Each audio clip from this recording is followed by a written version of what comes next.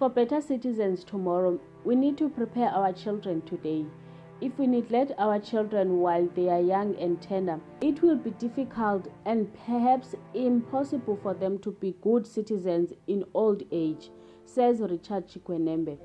We need to talk about child neglect. We need to bring more attention to this issue. This is one of the darkest generations for kids to ever exist and thrive in. There are many stories of child abuse and child neglect that are yet to be uncovered, and we need your help in doing so. The new generation of parents is very invested in having fun at the cost of their own children's safety. Stories of parents leaving their kids locked indoors without food and proper care have become a sad reality of our lifetime.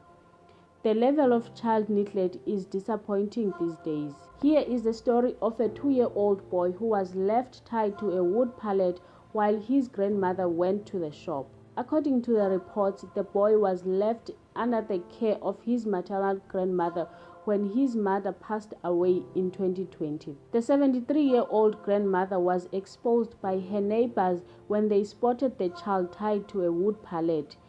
If you pay attention to this picture, the little boy does not look like he has touched water in days. But before we even get to her age and try to justify why she may have been unable to take him with to the shop, I wonder how she treats these kids behind closed doors. She left this child with no food and water, with a rope around his neck, tied to a wood pallet like a dog. When this story came out, people were divided on social media, with some shocked as I am. Some were defending the old woman. I just think at her old age, she should at least know how to properly take care of children.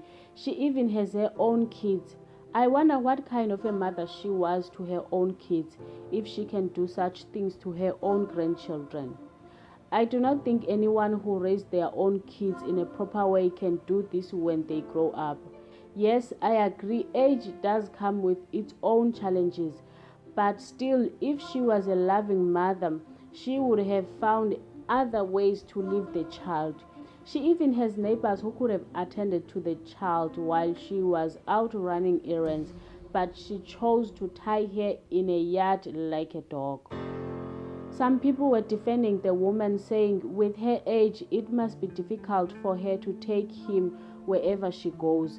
She must have thought she was keeping him safe by tying him outside the house like a dog.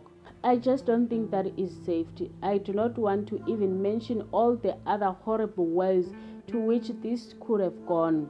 But thank God that the neighbors called the police to rescue the boy. Some people were saying on social media she should not be expected to raise kids at her age.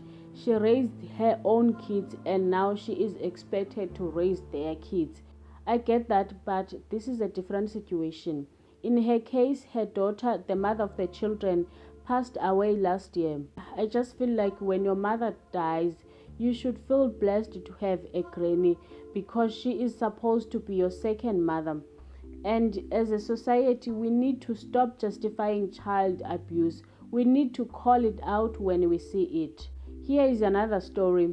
Back in April, a case of child neglect was exposed in KZN where a special needs child was left unattended with no food and water for a month.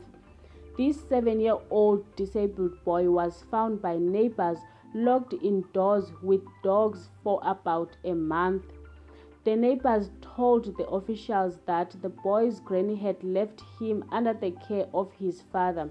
After several weeks had passed, the neighbors became concerned of this young boy who was always seen standing inside the locked backyard guards with dogs every day.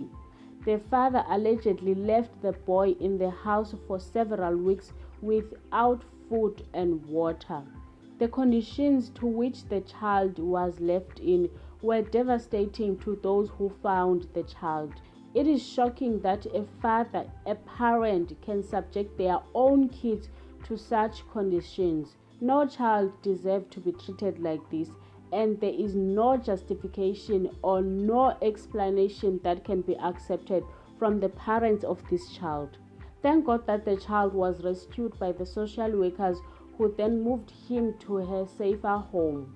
The officials said they were also pushing to catch both parents and bring them to face the full force of the law. There should be no negotiations with abusers.